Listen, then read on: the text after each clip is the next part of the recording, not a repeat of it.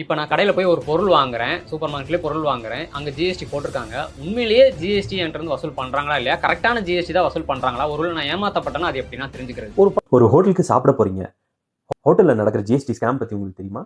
எல்லா ஹோட்டல்லையும் நீங்கள் ஜிஎஸ்டி பே பண்ண வேண்டாம்ன்றது உங்களுக்கு தெரியுமா? வாங்க பார்க்கலாம்.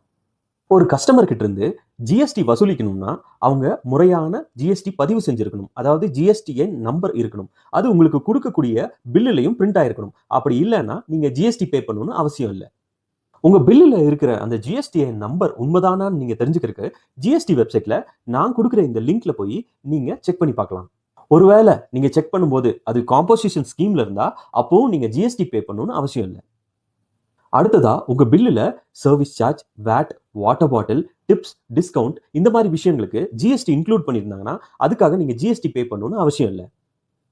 இதெல்லாம் நீங்க ஹோட்டல் மேனேஜ்மெண்ட் கிட்ட எடுத்து சொல்லியும் உங்களை ஜிஎஸ்டி பே பண்ணணும்னு சொல்லி அவங்க ஃபோர்ஸ் பண்றாங்களா? கீழே தெரியுற இந்த நம்பருக்கு கால் பண்ணி நீங்க அவங்க மேல கம்ப்ளைண்ட் பண்ணலாம். செக்ஷன் 74 ஆஃப் சிஜிஎஸ்டின் படி அவங்க மேல உடனடியாக ஆக்ஷன் எடுத்து அவங்க லைசன்ஸ் கூட கேன்சல் பண்ணுவாங்க. இந்த மாதிரி லீகல் டிப்ஸ் தெரிஞ்சுக்க என்ன ஃபாலோ பண்ணிக்கோங்க.